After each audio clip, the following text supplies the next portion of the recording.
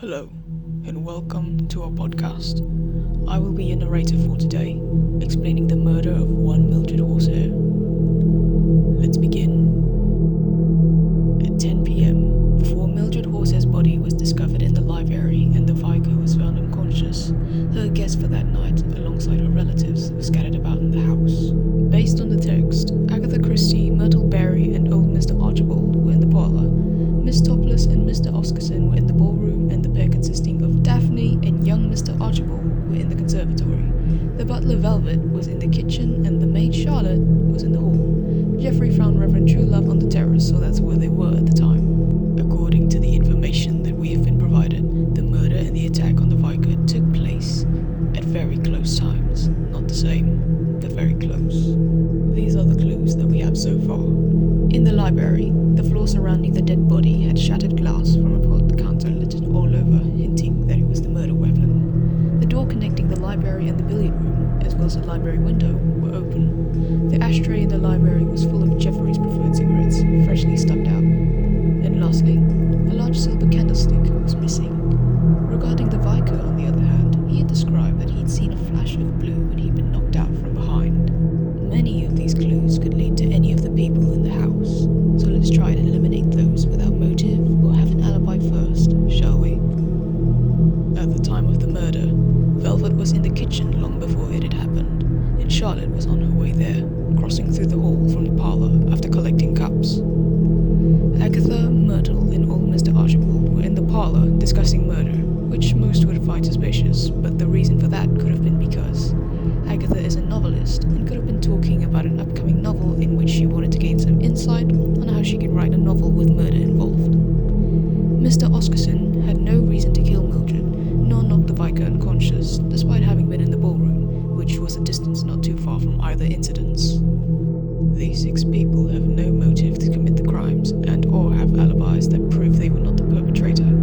The rest, however, are likely as suspects because the clues point to several of them. The port decanter and freshly stubbed cigarettes point to Geoffrey. The flash of blue could have been anyone from Daphne, Topless, young Mr. Archibald, or Geoffrey. Daphne and young Mr. Archibald were not permitted to marry, so it could have been their motive. They were next to the library, which was the scene of the crime, but there were no hints to them having ever come out of the room since 9:30 p.m. They could not have knocked out the vicar either, because, despite the fact that they were both wearing blue, the conservatory was simply too far away, and both incidents occurred at nearly the same time. Geoffrey's motive could have been for the inheritance in order to pay off his gambling debts, but he couldn't have murdered his mother because he'd exited the house through the terrace at 9:45 p.m, before the murder itself had occurred. The library window was open because he was smoking and needed to let the smoke out. He couldn't have knocked out the vicar as well because he wasn't seen to be holding anything heavy or at all as he strode off into the shrubbery. Now, we are down to one person, Miss Alice B. Topless. Throughout the text, we can see that she was increasingly more upset as the night continued, over the obviously intimate relationship between Mr. Oscarson and Mrs. Horsehair, and the fact that Daphne was wearing the same dress as she was that night. If it wasn't already clear, her motive was jealousy. She's an actress, and Mr. Oscarson was a film director. They most likely worked together on a film, during which she could have fallen in love with him, and why she came with him that night as his companion. However, she was probably unaware of the relationship between Mrs. Horsehair and her companion, so seeing them being intimate at dinner made her feel very jealous. Mildred Horsehair and Oscar Oscarson were in the ballroom at 9:30 when Alice B. Topless entered the room. She caught them together and in her jealousy confronted them about their relationship, which led to a loud argument and ended with Mildred leaving the room and heading off to the library at 9:45 p.m. Oscarson likely wasn't too happy about it and was upset with Topless.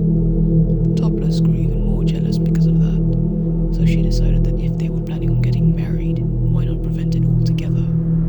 Get rid of both Mildred and Reverend Truelove. Why Reverend Truelove? Well, when one thinks about getting married, they think about having the event at the local church, right?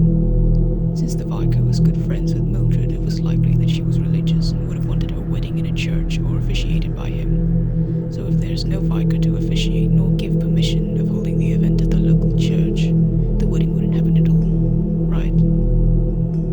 And so, she set off to Charlotte's location after the argument, likely having heard the conversation between Charlotte and her employer through the door. She got to her destination by going through the doors that connected the ballroom, the billiard room, and the library. She had arrived with the intent to kill, and used the heaviest thing she could immediately grab within her vicinity as she entered, which was the port decanter left by Jeffrey, and caught her by surprise, hence the piercing scream. Because of said scream, she rushed to grab another heavy object, the missing large silver candlestick holder, and rushed to the hall, through the billiard room, in order to get to the Vicar. In her haste, she had left the door connecting the library and the billiard room open. Topless knew that the Vicar was out on the terrace because she'd been there since 9:30, and the terrace itself was visible from the hall in which she walked through towards the ballroom at the time. She crept up from behind him and quickly covered his mouth before he could turn around and scream, having learned from Mildred's own, and knocked him out with the candlestick holder. It wasn't enough to kill him. Before she could hit him again to get the job done, Velvet had called out for help. She figured that if she didn't immediately respond, it would have been suspicious, so she left Reverend Truelove unconscious on the terrace and left. She entered the library through the billiard room to make it seem like she'd come from the ballroom with Mr. Oscarson, as nobody had seen her anywhere else before